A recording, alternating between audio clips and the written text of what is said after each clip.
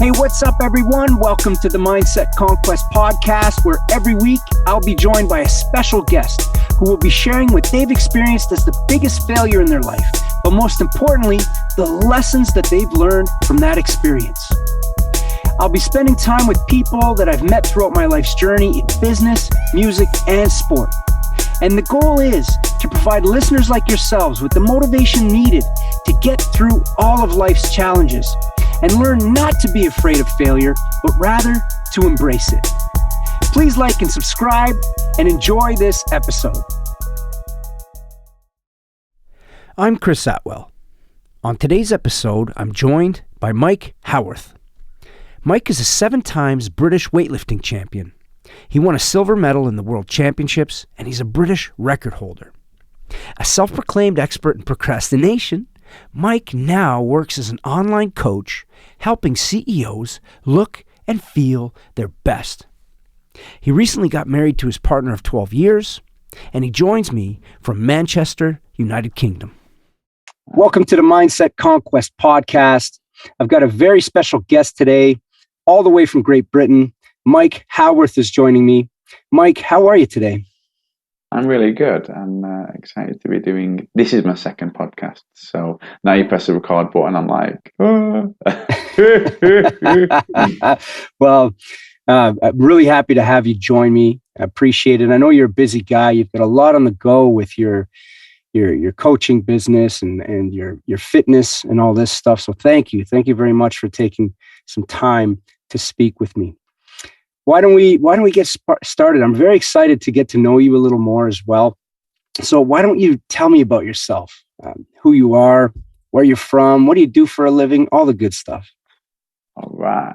So I'm Mike Howarth, and I'm a behavior change online coach for people similar to me in many ways, in the sense that we work hard, often to our own detriment, and we want to achieve results. So it's a bind. You know, this day and age, it's easy to you're rewarded from your work, so you work harder, and again, it's a tricky situation. So where to begin, right? I'm very average, like 100%. I am like squarely average. But that said, I know we spoke just before you press the record button in terms of some of the reflections and experiences that I've had. Sports-wise, 7 times British champion weightlifter, competed at the World Championships, Commonwealth silver, British record holder. So that's sports. Used to be a personal trainer, burned out a bunch of times. That overworking thing. And I'm about to get married in 2 weeks and 5 days. Ooh, congratulations. Thank you. I've been with my partner for 12 years. So, there are business considerations within this. Having been with my partner for 12 years, I'm also an expert in procrastination. We get there in the end. Oh. And currently, you mentioned your online coaching. Can you elaborate a little bit on that, and who do you work with, so to speak?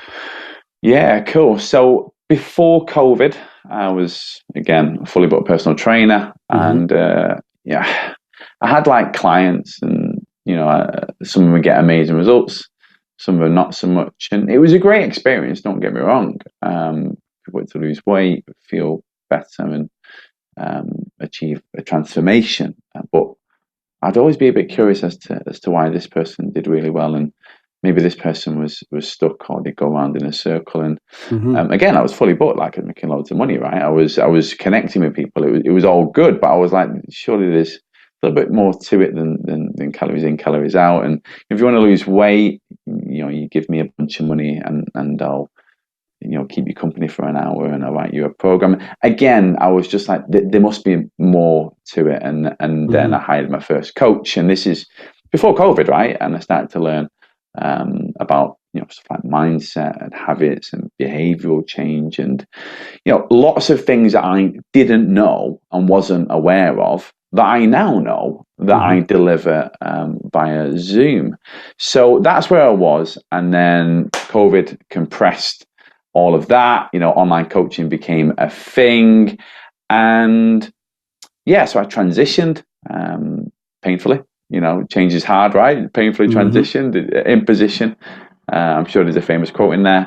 And then initially, I coach women, as you do.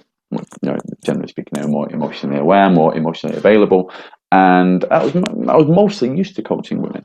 And then, having got lots of experience, got amazing results, better than personal training, I decided, what's the next?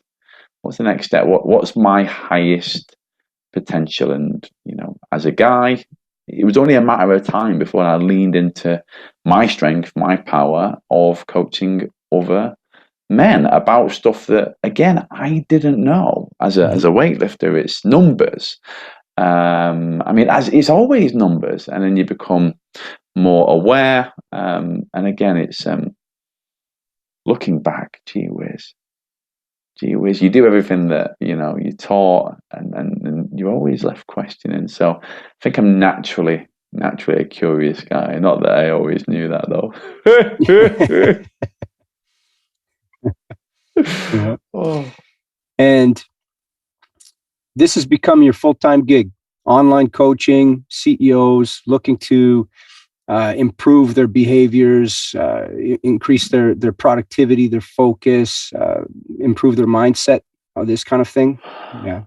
Massive. Yeah, massive. It's, the fact that I can actually do this as a living is such a joy and a privilege. But you bang on. It's about leadership. It's about being better role models. It's about achieving, the outcomes that we all want. We all want to be disciplined, right? But then being mindful and being focused and having a process and becoming more aware. Like, these are the processes that we need to go through in order to achieve the outcome, which is to be looking and feeling our best. Like, we all want a tip of the iceberg, but having somebody who's, I'm not completely comfortable about talking about myself. I wanted to manage my ego, not make it more grandiose, but nonetheless, it's a good conversation that I have burned out. I have been 19 stone. I have, fall down 7 times, stand up 8. I flipping fell down 17 times and stood up 8. So what I see as I guess my business, my career, it's my mission, it's my plan, it's my purpose. It's me just letting people know kind of what not to do. Instead of giving them things to do, it's telling them, avoid that pitfall, avoid that the fire of hell of the experience of not getting where you can be. It's powerful. I guess one of the frameworks and considerations that I like to use with clients is, it's a bit like Michelangelo, right? If you imagine David, the statue, so I got this slab of marble, right, and he's like chipping away, and what you're left with is a phenomenal piece of art. But that's literally by taking away things that we don't need. And that might be stories, that might be behavioral, it might be habit-based, it might be nutritional. It might just be the idea that, for example, I'll give one very straightforward example. Like 5 kilometers, whether you walk it or run, you burn the same energy. All right? Energy equals force times distance. So it doesn't matter whether you run or walk. Like, one of my clients today didn't know that. Like, people need to know things like this so that they can then have a focus that's going to move them towards a goal. Because, there's lots of rubbish out there. There's lots of the myths. There's lots of quick fixes, shiny objects, silver bullets, and it's, I'm just like chipping away. I'm like, no. Yes, this is it's a privilege. It brings a lot of joy. It's interesting, people don't realize that there's simpler ways to approach things. You bring up a good point. 5 kilometers is 5 kilometers. That amount of work, whether you do it in 18 minutes or in 35 minutes, equates to the same amount of work. And I had somebody asking me the other day, he said, Chris, what kind of cardio do I need to do so that I could shed these 20 pounds? Right. And I said, well, what are you doing today? And they said, well, right? Oh, nothing. And I said, well, just go for a walk. Walk 5 kilometers a day, right? Take the time, bring your dog, go for a stroll, get outside. Well, is that going to burn enough energy? To your point, Mike. Absolutely, right? People need to recognize that it's all about consistency, commitment, and a little bit of self-discipline, right? And I think that's probably what a lot of people see in you, Mike. Being a champion weightlifter, it takes a lot of work to get to that level. And they to them, optically, it's, oh, Mike knows how to do the work. I trust in his abilities. That's cool. That's cool. Good for you. I'm glad to hear that your business is going well. Congratulations on that. Yeah. I mean, it's a good conversation in the sense that, it's like the outcomes, but the processes and the systems. There's a book called How to Fail at Everything and Win Big by Adam Scott, who wrote Dilbert. And, we do want to be focusing on the system. So rather than a pound on the scales, it's the input. And I had that conversation with somebody, one of my clients, a couple of weeks ago, and I was like, right, what do you think you can do in terms of, it was press ups, silly example, but it's like I can do 10, because we were looking to improve behaviors and habits. And this is a very successful, driven, committed guy. And the thing is, and I get it, what we don't want to do is do something that isn't going to work. All right. That then means that we don't do it, so it doesn't work. Right. And this is the bind. When you're under stress, when you're running at 1,000,000 miles an hour, when you've got lots on the go, you end up stuck. Okay, so it's really, really hard. But if we just consider, like, if you tell a child there's a crocodile underneath the bed, they believe you. All right, they believe you. Yeah, they're very influential, right? They believe anything. And then as adults, we lose our curiosity, right? Because we have experiences, we have reflections, we've tried lots of things before. We don't lose belief. We just have beliefs that don't serve us. And that's when we do the things that you've mentioned, like shrink the change, have a goal, make sure that you're dispelling the myths. And that's why I work one-to-one, because these things that we get brought up on a conversation, they only happen with, we don't know what we don't know. Well, it's like, right, so, give me your thoughts. And then we can say, okay, cool. Do you mind if I challenge you on that? Because actually, you're in America, right? 76% of people in America are overweight. Like, that's not good. That's not good, but it serves the system, serves the institutions. It serves the machine so that you then have to buy 1 minute bar of chocolate and the next minute a liposuction. Right. And it's like, the definition of an institution is it's self-serving. So again, I work one-to-one, and I think that I'm always going to do that, except write my first book, get all the stuff out of my head, put it into a program. But I definitely see the value of challenging these big machines, because I don't believe that, genuinely don't believe that it's an accident. There's a reason why we're not just speaking today, but we're in this situation that we're in where we've got obesity, mental health. Like, this is not good. Let's fix it. And I truly believe that the problems are being created so that they can have a solution that they could benefit from financially on a large scale, right? So I see that. But you and I are in the business of helping people solve their problems, right? We provide solutions. We provide guidance. We learn to understand, be empathetic, know what they're dealing with, what they're struggling with, so that we can help them establish systems that work for them by using our experience and the mistakes that we've made as kind of the, I think you mentioned this, don't do that. Okay. Just avoid doing this, because, that'll be detrimental to your success. So yeah, these corporations, they know what they're doing. Absolutely. Yeah. So why don't we jump into it? One of the questions that I always ask on this podcast is around failure. And the reason why I ask the question is so that we can provide listeners with an opportunity to learn from others and gain insights on something that they might be going through themselves, so that they can learn not to be afraid of failure, because failure is part of the journey, right? You can call it a failure, you can call it a mistake, you can call it a setback, whatever you want.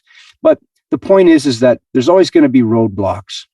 And when we're faced with those roadblocks, if you can learn to embrace that after the fact and take learnings from it, it's going to help push you into the right path and succeed in the end. So I'm curious, Mike, what do you consider to be your biggest failure? Do you know what? I think that's a really good. Shall I just jump into what we mentioned before? Shall I just go there? What do you think? All right, Absolutely. cool. I think that's a fantastic example. Cool. So, I mean, the word failure is something that I don't identify with, but, we had that conversation, so let's just jump in. When I was 22, I was a British champion weightlifter. I was competing in a competition and I had an accident. I tore both my quadriceps off the bone, had my knees reconstructed, and that was at the time, I thought the end of my weightlifting career. I was in a hospital bed. I said I wouldn't walk again. And, for a brief moment, I was like, oh, just kill yourself. And then I was like, maybe don't do that. Your mum wouldn't like that. So that quickly passed my mind. And I was like, well, what are you going to do about it? So if we look at that as a failure, which, when I look back, I'm like, wow, I'm so pleased that happened because it brought me to where I am now. But when I look back on that, it's a good conversation because it helps us realize that Jordan Peterson talks about it. He says that, behind the thought sits the savior. And it's like only we can achieve our goals, but only we are holding ourselves back. So exactly. that was a huge, it's changed my entire life, that major sporting injury. But was it a failure? Was it meant to be? It's a tricky one. We could go into the anxiety one, right? The panic attacks in Auschwitz and the burned out personal trainer. But the amount of people that I've helped to achieve results, to avoid injuries, to become the best version of them as a result of me stopping them doing what I've done, it's like, I can't wait till my next failure. Because if I pass it on to 10, 100, 1,000 people, like the thing is about me, I've got a huge tolerance to pain. So I can take it, especially if it means that I can help someone else avoid the same problem. I'm not a bad Olympic weightlifting coach. Maybe that's as a result of my failures within that sport, just as a quick example. So as a result, I do struggle with the word failure because, again, I don't see it quite as that. I'm trying not to catastrophize and look forward to the next thing to go wrong. But do you know what? Bring it on.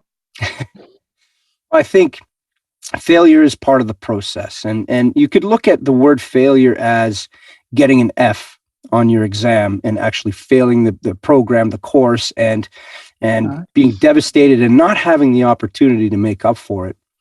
Or the way I look at it, to your point, is, okay, what did I learn from this situation? And how can I apply those learnings to better myself and even better help others, right? And to me, that's the best way to pass on those learnings, is to share it with others so that they can excel and reach peak performance. Olympic weightlifting is a tough sport. I do CrossFit. They incorporate a lot of Olympic lifting techniques. But when I started CrossFit years ago, I didn't have an Olympic lifting coach. They would say, okay, do some power cleans, do some cleans and some jerks and some snatches.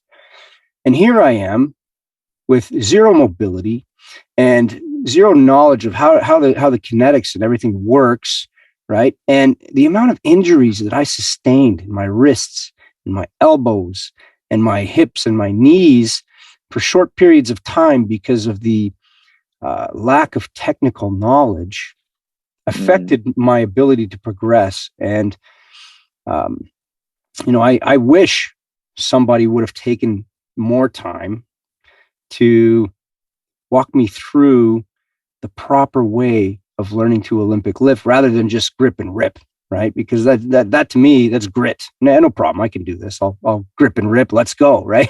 but I hurt myself over and over and over again, right? Now I'm at a point as a master's athlete where, I feel a lot more technically sound, but I put a lot of work into the don't do this. And here's the mobility exercises and the accessory work that you should do every day to make sure that you have that range of motion, that you have the supporting strength around the other muscle groups that are going to allow you to lift without injury. And that to me is that comes from experience, right? You've learned. What I'm hearing here is you learned from your mistakes and you're passing that knowledge on to your clients, or you were when you were personal training, I'm sure. And it can be applied in a mindset way. But a lot of people, when they're training, and I'll use CrossFit as an example again, the ego gets in the way, right? It's, I've got to complete this workout. I've got to give it my all. Pain, no gain. However, if you hurt yourself to the point where you're going to be out of the sport for a month or two, then what's the point? Right? What's the point? Why are you doing this? Why are you pushing yourself so hard? And I learned that the hard way as well. I put myself in the hospital. I got rhabdomyolysis last year, right? Almost had kidney failure because I overexerted myself in competition. I was chatting to a friend yesterday over the weekend. He made the quarterfinals for the Masters CrossFit Games. He's 52 years old, best shape of his life. Just came back from Mexico, placed second in the Legends Masters comp.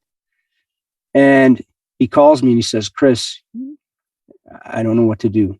My knee is in a tremendous amount of pain. Do I push through or not?" And with a little bit of self-talk amongst himself, he pulled his ego out of it and realized, you know what? I'm going to respectfully bow out of this competition and prepare myself for the next one because I need to get better, right? So it's all up here. It's all up here. Yeah, massive. Easier said than done, but I think it's a good. And this is the power of reflection, right? Because you don't know what you don't know, and then you experience what you experience, either yourself or socially, with those around you, and then. But even then, it's not easy. It's not easy. I think that I think there's a huge value in being grateful for what we know, but that comes from some being a bit of a douchebag sometimes. We've all done that as well. So if say I'm a 22-year-old weightlifter right now, and I'm striving to become country champion, world champion, what advice would you give that person now that you've experienced that failure? So like, talking to the 22-year-old version, like me, for example, it's a tricky one. It's a tricky one because you've got a mixture of ignorance, arrogance, and apathy, all going on, right? Ego consciousness. I mean, British champion weightlifter. It's like you don't get there without having an inflated sense of yourself. At least in my view, I'm always curious as to where people's motivation really comes from. And you know what? If that's a judgmental thing to say, then maybe. But it does serve us. It does serve us. If you're a lion, then you're a lion. Like, own it.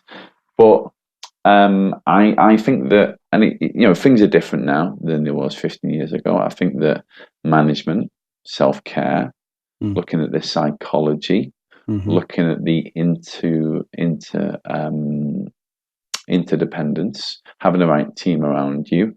I think that things are moving on, and COVID's accelerated that. So it's tricky because if I was talking to someone now, my recommendation would be different than it would be in the early 2000s. If you look at the cultural norms, the world's changing so rapidly. Besides, just to conclude that point, if you tried speaking to me when I was 22, I would have flipping ignored you anyway. Do what I want, right? That's the problem. Take care of yourself. Number one. That's what I'm hearing is self-care. You know, I was a gym rat in my 20s, spent all my time lifting weights, and you know, it didn't matter how I was feeling. I would be hungover or tired or you know, after a long day of work, and I had no business being in the gym at that point. I should be eating and resting, and I would just go because, you know, I was inflating myself, saying, oh, I got to stay big. I got to be strong. And, you know, looking back, I could have made better use of my time sometimes and taken care of myself. And I'd probably be far healthier today, even though I'm lucky. I'm very, very fortunate. I'm in great shape and healthy, but I could be healthier, I think. Yeah, but you're a guy, you know, like you're a guy, you know, it's again, it's more than ever the feminine self-care, the mindfulness, the, you know, talking about our emotions and feelings. It's a great time for us to do what we do anyway, which is don't do this, don't do that. You know, it's well, I'm laughing, I'm like flipping it. Anyway. And I've learned a lot over the last. I got married 10 years ago, and my wife is a very self-care driven individual. So she's helped me become far more aware of taking care of myself and become more in tune with my emotions. I was forced into it, right? Because she's a very emotional person. And now that I have two daughters as well, right? Wow. I need to be more conscious about how I'm acting and holding myself around them and connecting with them emotionally and being aware of myself and their needs. So, you know, there's constantly learning on how to improve in that respect. Yeah. Who are the three most influential people to you, Mike? Wow. My dad, definitely. Yeah, definitely. In lots of ways, you know. He's flipping me all over, or a version of me that I would gravitate towards. Certainly, you know what? That's a good conversation. My dad's away in Turkey at the moment, and you know, he's coming to my wedding. He needs to lose a bit of weight, but he says, "Oh, I don't eat a lot." Tell you what, my inner douchebag is my dad all over. So I love him, but I tell you what, like, oh, flipping it. Yeah. So my father. Some not so helpful examples as well, perhaps. But yeah, definitely say my dad. I mean, if we're going to go mainstream, then people are actually very intelligent and a little bit different. So I always seem to, and I've not studied these two extensively, but Jordan Peterson's someone who I went through a phase of really diving into, and not so much more recently for a few different reasons. But another one will be Elon Musk, and so yeah, one thing I recognise is intelligent authorities, and I'm autistic, high function autistic, and so yeah, neurodiverse people tended to gravitate towards, which I get again is no surprise there. So yeah, if I was to wrap that up, my father, Elon Musk, Jordan Peterson, and yeah, I think the Jordan Peterson is just because I love psychology. I was kicked out of uni for failing psychology, and now it's something that I love to talk about. You know, the mindset, the behavior change, the perspective shifts, the beliefs. Flipping heck, it's more than my hobby. You know, anyway. I've heard Elon Musk is autistic, is he not? Or does he have Asperger's? Or I'm trying to remember what that is about. I actually haven't studied him a lot. He's just someone who I connected with, and upon reflection, now makes sense. Yeah, I think yes. I think yeah. pretty outstanding that he's the richest man in the world currently. When you think about it, he was just I think he's worth 135 billion is what I last heard. Don't quote me on that. US dollars, but absolutely the richest man on the planet as of today. Incredible. So, and he's doing some. I've been following Elon Musk as well, and the things he's doing, and just the power that he has. Think about this Ukraine-Russia conflict right now, for example, and he's providing the Ukrainians with internet, and he's using these magnetic impulses to disable, Russian equipment. It's like, how is this guy doing this? Right? It's outstanding. So, he's got more power than NATO combined. It feels like what it looks like, anyways, in this case. So. Really interesting. So we'll have to dig into that at some point, you and I, have a separate discussion. But what are, you're a pretty disciplined guy. You've got these systems in place. You're healthy. You coach people. But what are some of the good habits that are a priority to you that you practice regularly? Good question. For me personally, just due to my health being a huge value, something that I'm passionate about, something that's not always being optimized, it's as simple as tracking my food. So when I'm under stress, when things are going well, or when they're going not so well, like I know based upon my food. All right. If I'm not, it's dead easy for me. I like simple things. If I want to track how I feel, it's like it's in the food. If I want to moderate how I feel in order to optimize performance, it comes down to that. Now, we know this. A lot of the stuff we know, you emotionally eat. It's like you have a promotion, you eat food, you get sacked, you eat food, you have a great workout, you eat food. I used to have a client on his personal trainer, I used to PT him on a Thursday, and every Thursday he'd have a takeaway. It's like the reward mechanism. It's like it's really, really powerful. So that's definitely one.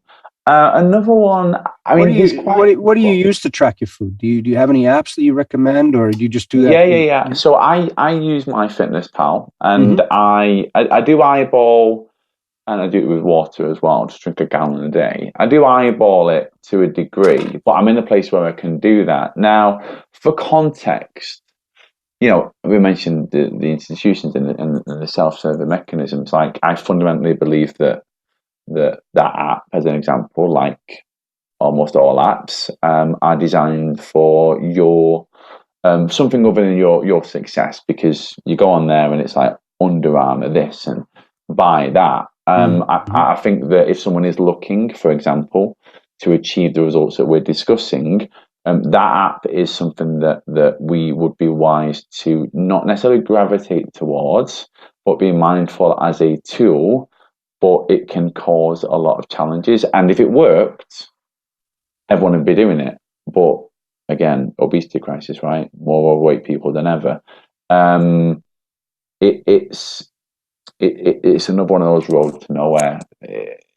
I'm mindful not to, watching the podcast. I'll download MyFitnessPal. It's like, quick example. You go on there. You're like, right. It gives you. It asks you how much weight you want to lose. It's one of the worst things you can do. It's like me starting a business. How much money do you want to earn? It's like, learn your trade. It's like, what is it that you want to achieve? Where are you right now? It's a tool, but I wouldn't recommend it. I used it for a brief stint.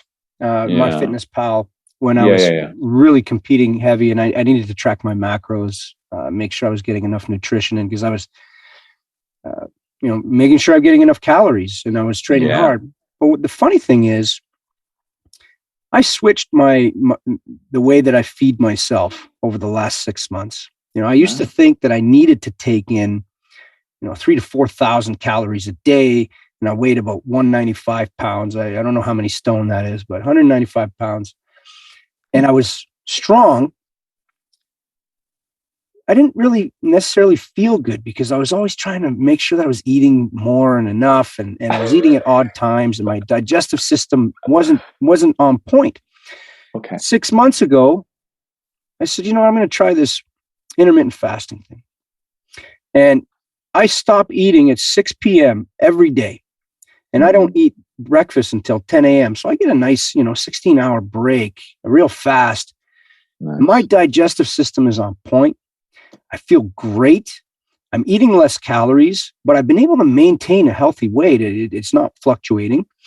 And, I'm not hungry anymore in the morning or at night. It's incredible, right? And my strength is up.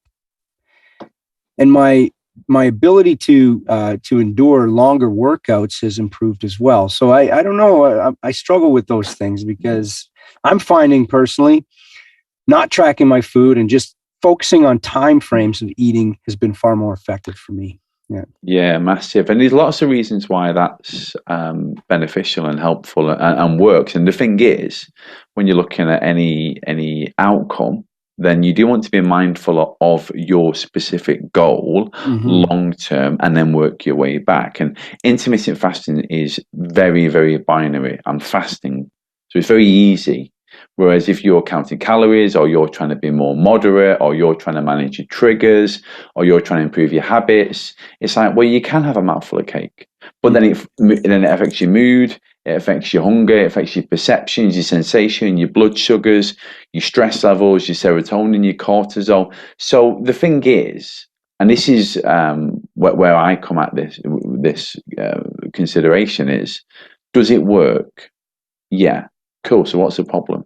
Because that apart from that, it doesn't really, the mechanism is irrelevant. The modality, like, I do CrossFit, awesome.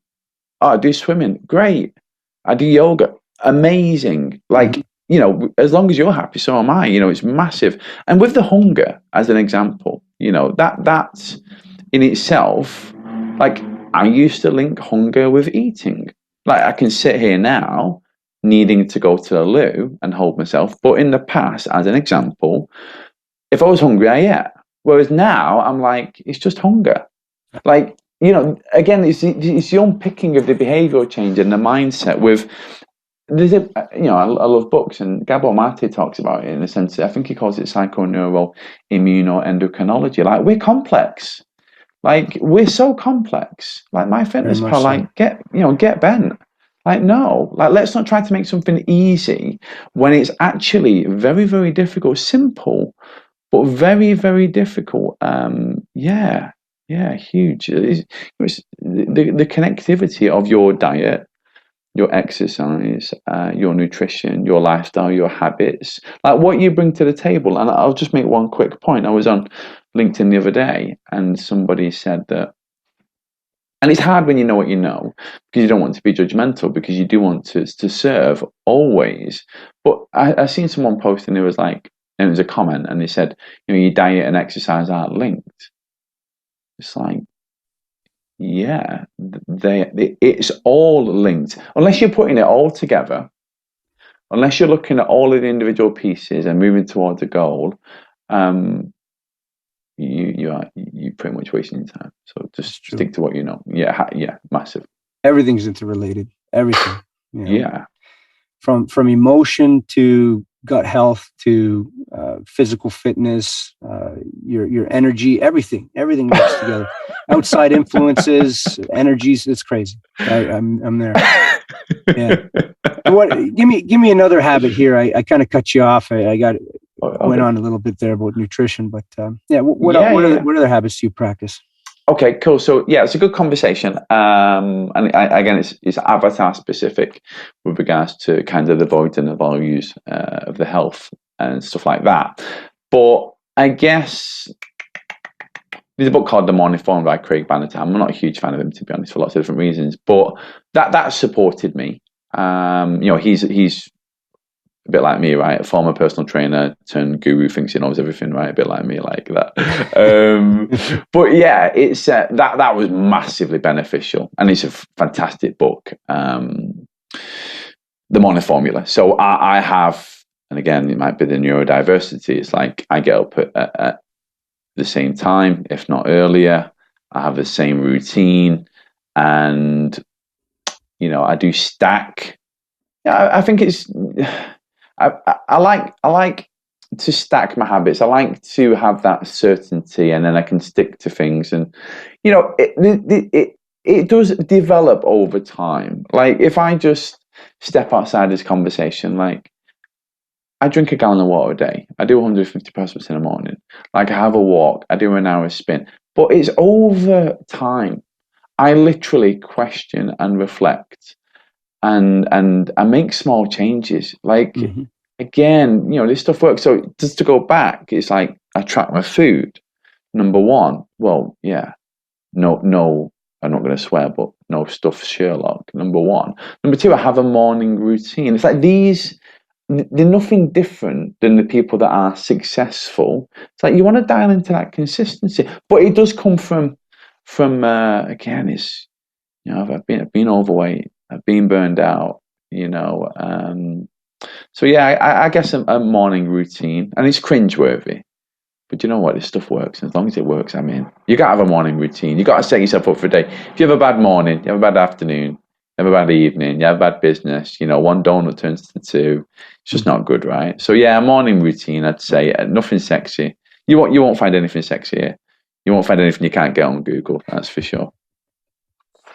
I'm with you. I think morning routines are the best way to set your day up for success and set the tone for your day. One thing that I mentioned to people, though, is if you want to start a morning routine, the toughest part is getting up in the morning, right? So the easiest way to get up is to set your intentions before you go to bed. So before you go to bed, tell yourself, I'm going to get up at 6 a.m. I'm going to have a fantastic day tomorrow. I'm going to do my morning routine that I planned out. I put a glass of water out. I'm going to put my alarm in another room so that I'm forced to get up and not press the snooze button. But set your intentions for the day. I'm with you there. I think morning routines are crucial. They set you up. They set you up. Yeah. I mean, that's a really good insight. I don't do none of the stuff that you said then, by the way. I don't set my intentions. I don't, I mean, that's really good. I like that. I just get up. I don't. Yeah. But if you think about that's brilliant. You've got to. In many ways, you've got to be intentional. What you just mentioned there about being intentional. That's huge. Business, life, health, relationships. That's massive. Yeah. That if you can get out of an all or nothing, black and white, logical. If you can just be like, you know what, this has got to improve. I've got to believe that change is. If you can get yourself through those shifts, and you can be intentional, you're onto something like wow. Yeah, absolutely, Mike. I could talk to you all day. This was a real pleasant discussion. Thank you so much, and it's really nice to get to know you some more. Can you just let me know, let the listeners know where can they find you online? Where's the best place to connect with you? I think the most obvious one is where we met on LinkedIn, right? Yeah. LinkedIn's a great platform. Absolutely. Yeah. Do you have a website that you share as well? I actually don't, It's something that I've been meaning to work on. And you know what? I mentioned the procrastination. I don't actually have a website. I mean, I post on YouTube, I'm on Facebook, I'm on LinkedIn. There was a book called Ready, Fire, Aim by Matthew Patterson, I think he's called. I forget his name. But yeah, no website yet. I've been focused on coaching. Maybe I'll get around to that. Do you have a website? I do, yeah. Oh, yeah, brilliant. I had no idea. It's not quite complete, but it's there. It looks pretty. So there's a landing page. Yeah, wow. A website is like a diet plan. We don't need that. We just need to get results. I'm gonna, to be honest, that's definitely something that I'm gonna throw all my testimonials on. I'll have a website. Come see me in 6 months. Yeah. But no, I don't. Find me on LinkedIn in the meantime. You know it is. Absolutely. Well, thank you very much for your time, Mike. It was great speaking with you. Wishing you continued success in your coaching business and continued health and wealth. And let's stay in touch, my friend. All right. Thank you. Take care. You take care.